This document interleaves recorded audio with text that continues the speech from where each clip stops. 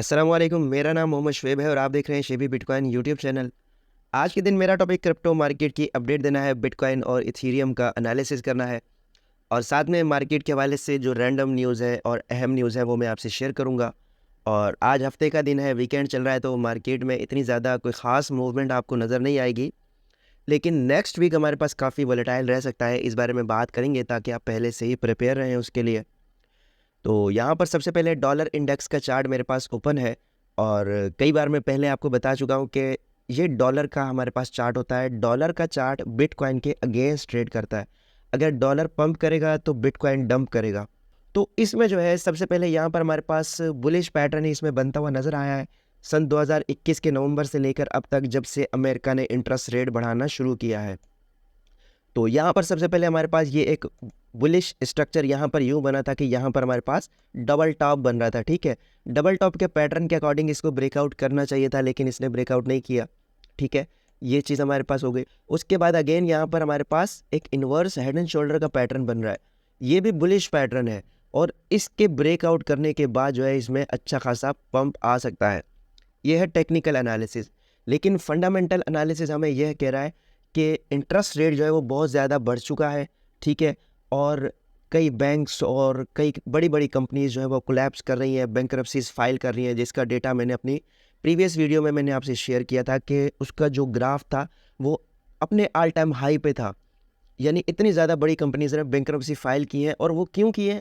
क्योंकि जब interest rate बढ़ता है तो उनके ऊपर जो है प्रेशर आता है, उनकी अर्निंग्स कम हो जाती है और वो जो है एम्प्लॉयज़ को फारिग करवाते हैं, बेरोज़गारी बढ़ती है, लोगों के पास पैसा नहीं होता। यानी एक किस्म का मार्केट से पैसे की सप्लाई को कम करना मकसद होता है। तो यहाँ पर जो है ये एक चीज़ देखें तो ये जो है गोल्डन क्रॉस कहलाता है। जब 200 की मूविंग एवरेज को 50 मूविंग एवरेज अपसाइड पर क्रॉस करती है तो इसको हम गोल्डन क्रॉस कहते हैं। तो ये गोल्डन क्रॉस भी होता हुआ यहाँ पर हमें नज़र आ रहा है। और बिटकॉइन में अगर हम देखें तो वहाँ पर हमें डेथ क्रॉस जो है वो बनता हुआ नज़र आ रहा है। यहाँ पर बिटकॉइन का चार्ट में ओपन करके आपको दिखाता हूँ। यहाँ पर देखें, जैसे बिल्कुल ही डॉलर के उलट ट्रेड कर रहा है, जिससे डॉलर हमें काफ़ी ज़्यादा बुलिश बनता हुआ नज़र आ रहा है। यहाँ पर बिटकॉइन हमें एक तो बैरिश नज़र आ रहा है, दूसरा यहाँ पर डेथ क्रॉस बन रहा है। वहाँ पर जो है 50 मूविंग एवरेज अप साइड पर क्रॉस कर रही है, यहाँ पर डाउन साइड पर क्रॉस कर रही है। और यहाँ पर मैंने एक चीज़ भी लिखी कि पास data of 9 death crosses the average decline has been about 50%। यानी यहाँ से 50% का डंप जो है बीटीसी को मिल सकता है।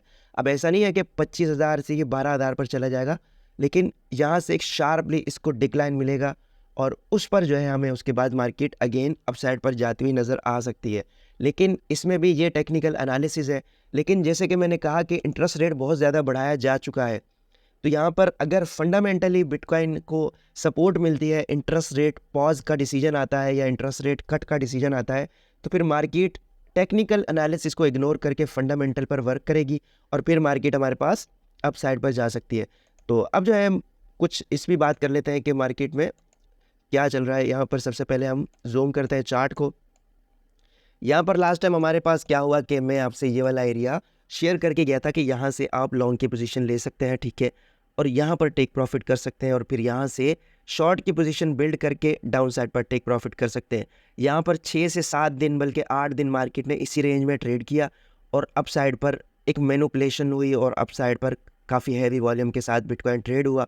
लेकिन अगर मार्केट स्टेबल नहीं होती उसी जगह पर तो फिर हम इसको मैनिपुलेशन कंसीडर करते हैं। और जो भी मार्केट के लिए बहुत ज़्यादा लोग बैरिश हैं, पिछले मेन स्ट्रीम मीडिया में जो है काफ़ी ज़्यादा बैरिश सेंटिमेंट जो है क्रिएट हो रहे हैं, तो उस पर मार्केट में शॉर्ट्स की पोजीशंस बिल्ड होती हैं, तो उनको मार्केट से आउट करने के लिए मार्केट को पंप किया जाता है।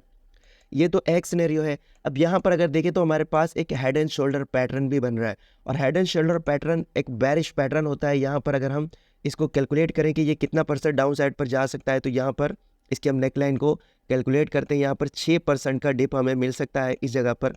और अगर हम इस चार्ट को ऊपर करें तो ऑलमोस्ट 24,000 के एरिया में। और इतना डंप करना कोई इतना बड़ा सरप्राइज़ नहीं होगा मार्केट के लिए, क्योंकि ऑलरेडी बड़े बड़े एनालिस्ट इस एरिया को प्रिडिक्ट कर चुके हैं। और इथीरियम की बात करें तो इथीरियम का मैंने एक लॉन्ग टाइम फ्रेम में यहाँ पर एक ट्रायंगल बनाया था। ये ट्रायंगल अप साइड पर इसे होल्ड करता हुआ नज़र आ रहा है और डाउन साइड का जो ये वाला सपोर्ट जोन है इसको अभी तक इथीरियम ने होल्ड कर रखा है। ऑलरेडी यहाँ पर जो मैंने आपको डेथ क्रॉस और गोल्डन क्रॉस की थ्योरी बताई है, तो यहाँ पर जो है ये ऑलरेडी डेथ क्रॉस हो चुका है इथेरियम का। अगर BTC डाउन साइड पर जाता है तो ये भी डाउन साइड पर जाएगा, और फिर इसको जो नेक्स्ट सपोर्ट हमें मिलती हुई नज़र आएगी, यहाँ पर ये वाला जोन है 1400 का जोन, ठीक है। यहाँ पर इथेरियम को होल्ड मिल सकता है अच्छा खासा, ठीक है। और यहाँ पर फिर अगर बिटकॉइन बाउंस लेता है तो ऑब्वियसली इथेरियम भी बाउंस लेगा। उसके अलावा कुछ टॉप प्रोजेक्ट हैं जो मैं आपसे शेयर करना चाहता हूँ। सबसे पहला तो लीडो फाइनेंस का टोकन है, ये लिक्विड स्टेकिंग का प्लेटफॉर्म है, नंबर 1 पर चल रहा है। तो इसका वीकली टाइम फ्रेम में मैं आपसे एनालिसिस शेयर करना चाहता था। फिलहाल इसने अच्छा खासा डिप लिया है, और ये तकरीबन यहाँ पर अगर आप गिने तो 8 हफ्तों से मुसलसल रेड कैंडल बना रहा है और मुसलसल डिक्रीज हो रहा है। और यहाँ पर फिबोनाची टूल भी मैंने लगाकर चेक किया था। यहाँ अगर इसके लोअर पॉइंट को हम लगाकर अप साइड के पॉइंट पर टच करें तो यहाँ पर देखें ये अपने गोल्डन रेशो से नीचे जाने के बाद एक बार अपने इस रेड जोन को टच कर चुका है। ये इसका आखिरी जोन होता है। इसके बाद अगर मज़ीद ये डाउन साइड पर आएगा तो ये अपना जितना भी गेन था उसको लॉस कर देगा। यहाँ पर जो है स्ट्रांगली इसमें बिल्ड हो सकती है एक किस्म की अपॉर्चुनिटी, और आप इसमें डिमांड देख सकते हैं यहाँ से। जैसे कि मैंने आपको पहले भी कई कॉइन रिकमेंड किए थे, इसमें भी काफ़ी ज़्यादा पोटेंशियल है। लॉन्गर रन में ये अच्छा खासा पंप कर सकता है। और यहाँ पर RSI बेस अगर हम यहाँ पर एनालिसिस करें तो 15 और 1 आवर के टाइम फ्रेम में ये बिलो 30 है, और 4 आवर के टाइम फ्रेम में 33 पर, और 1 डे में 37 पर। बिटकॉइन के साथ ये भी थोड़ा बहुत प्रेशर में रह सकता है, लेकिन सोन और लेटर ये अपसाइड पर जाएगा और अच्छा खासा गेन ले सकता है। उसके अलावा DYDX की बात करते हैं, ये भी नंबर 1 प्रोजेक्ट है डेरिवेटिव एक्सचेंजेस का। इसकी टोकनोमिक थोड़ी इतनी अच्छी नहीं है, लेकिन अभी भी यहाँ पर अगर देखें तो वीकली टाइम फ्रेम में ये अच्छा खासा इस ट्रेंड लाइन को होल्ड कर रहा है। डेली के टाइम फ्रेम में देखें तो यहाँ पर अभी तक होल्ड हो रही है। और यहाँ अगर देखें हम तो मई के महीने से लेकर अब तक ये 200 मूविंग एवरेज को एज अ रेजिस्टेंस फेस कर रहा है। अगर ये रेजिस्टेंस ब्रेक होती है तो इसमें भी अच्छा खासा पोटेंशियल हम देख सकते हैं। बहुत अच्छा प्रोजेक्ट है ये। यहाँ पर मैं एक और चीज़ आपसे शेयर करना चाहता हूँ। यहाँ पर लिखा हुआ है this is a bigger news than spot bitcoin ETF। अब ये क्या न्यूज़ है?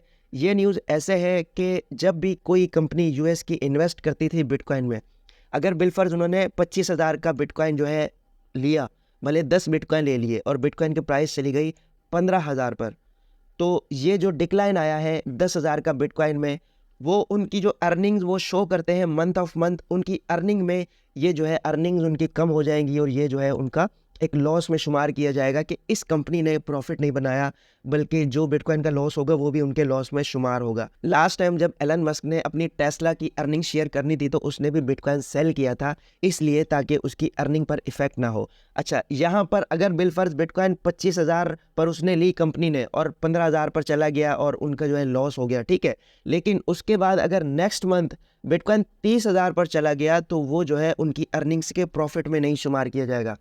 ये बड़ा मसला था जिसकी वजह से कंपनीज जो है वो एक किस्म के प्रेशर में रहती थी, और उनके स्टॉक्स भी प्रेशर में आ जाते थे अगर उनकी कंपनी की अर्निंग जो डिक्लाइन में आती थी। लेकिन अब जो है एक और बिल पास हुआ है, उस बिल के अकॉर्डिंग जिस तरह लॉस जो है कन्वर्ट किया जाता है, इसी तरह प्रॉफिट भी शुमार किया जाएगा। और कंपनी की अर्निंग्स में अगर कंपनी अपनी अर्निंग्स शो करती है और उस अर्निंग के पूरे मंथ में बिटकॉइन पंप करता है, तो वो भी बिटकॉइन उसके प्रॉफिट में शेयर किया जाएगा, और मैक्सिमम कंपनी अपना प्रॉफिट रेवेन्यू जो है वो दिखा सकेगी कि हमने इतना प्रॉफिट बनाया है। तो अभी तक जितनी भी कंपनियां थी और वो डरती थी कि हम जो है अगर बिटकॉइन में इन्वेस्ट करेंगे तो इस तरह से हमारी कंपनी की जो अर्निंग है वो लॉस में जो है शो हो सकती है, तो अब वो इस परेशानी से निकल आएंगे। लेकिन ये होगा 2025 में, तो अभी बीच में 1 साल पूरा हमारे पास मौजूद है। लेकिन ये बिटकॉइन ETF से बड़ी न्यूज़ इसलिए है क्योंकि बिटकॉइन ETF में जब कोई इन्वेस्ट करेगा, अगर उसको ये वाला ख़तरा होगा जो मैंने आपसे शेयर किया है, तो वो फिर डरता रहेगा बिटकॉइन में इन्वेस्ट करने से।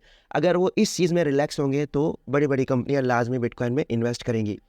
और यहाँ पर जो है अभी कुछ कॉइन जो है परपेचुअल प्रोटोकॉल एक टोकन था, और उसके अलावा कई टोकन मैंने देखे जो कि 100x या फिर 100%, 50% का पंप ले रहे थे। डॉक्टर प्रॉफिट के मुताबिक जो है ये फेक पंप है, जो कि लिक्विडिटी ग्रैब करने के लिए और जो मतलब रिटेल इन्वेस्टर है उनको फोमो में लाने के लिए पंप किया जा रहा है। जब वो फोमो में आते हैं तो जो बड़ा इन्वेस्टर होता है, मैनिपुलेटर होते हैं, वो मार्केट में सेल करके आउट हो जाते हैं, और वो जो रिटेल इन्वेस्टर है वो मार्केट में स्ट्रक हो जाता है। तो फिलहाल जो है आपने मार्केट से अवॉइड करना है जब तक कि मार्केट किसी ऐसे रीजन में नहीं आ जाती जहां से हम बहुत ज़्यादा प्रोबेबिलिटी एक्सपेक्ट करें कि मार्केट पंप कर सकती है। अच्छा, लास्ट में सीपीआई डेटा की बात करते हैं। लास्ट वीक मैंने आपसे ये बात शेयर की थी कि क्रूड ऑयल की प्राइस जो है वो इंक्रीज़ हो रही है और सऊदी अरेबिया ने अपने जो प्रोडक्शन है ऑयल की उसमें कट लगाने का फ़ैसला किया है। मार्केट में ऑयल की सप्लाई जब कम होगी तो डिमांड बढ़ेगी, डिमांड बढ़ने की वजह से प्राइस इंक्रीज़ होगी और अगर प्राइस इंक्रीज़ होती है तो अमेरिका में महंगाई बढ़ सकती है। तो सेम अगर यहाँ पर देखें तो एनालिस्ट जो नेक्स्ट वीक जो सीपीआई का डेटा एक्सपेक्ट कर रहे हैं वो जो है 0.4% का इंक्रीज़ है, 3.6 डेटा आ सकता है। और अगर ये डेटा ज़्यादा आता है तो हमारे पास जो रेट हाइक्स की उम्मीदें थी कि रेट्स में कट लग सकता है या रेट जो है हमारे पॉज हो सकते हैं, वो हमारी प्रोबेबिलिटी कम हो सकती है और अगेन फेडरल रिज़र्व जो है वो इंटरेस्ट रेट इंक्रीज़ कर सकता है। फिलहाल यहाँ पर 20 सितंबर को जो है फेड की मीटिंग होने वाली है इंटरेस्ट रेट हाइक के हवाले से। तो यहाँ पर 93% चांसेस है कि रेट जो है हाइक नहीं होगी और जो है वो इंटरेस्ट रेट नहीं बढ़ाएंगे और 7% चांसेस हैं कि 25 बेसिस पॉइंट रेट हाइक होगी। तो अब आपने महंगाई के डेटे पर नज़र रखनी है। महंगाई का डेटा आएगा, अगर वो इंक्रीज़ होता है और 3.6 आता है तो फिर जो है हम उम्मीद कर सकते हैं कि जो है इंटरेस्ट रेट बढ़ेगा, क्योंकि जो जेरमी पाउल है फेड के चेयरमैन, उन्होंने कहा है कि जब तक महंगाई 2% तक नहीं आ जाती हम जो है एग्रेसिवली इंटरेस्ट रेट बढ़ाते रहेंगे। तो ये थी आज की वीडियो। उम्मीद है कि आज की वीडियो भी आपके लिए इन्फॉर्मेटिव रही होगी। मिलते हैं अपनी नेक्स्ट वीडियो में। अल्लाह हाफिज़।